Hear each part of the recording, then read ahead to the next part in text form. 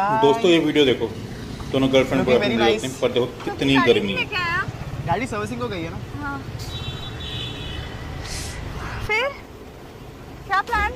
कुछ नहीं, I was missing you हद अ से लॉट। ज्यादा गर्मी है। सोचा मिलने आ जाओ, बट रात का भी प्लान ही रख सकते पर because आगे देखना you have twist curfew है। at home ना।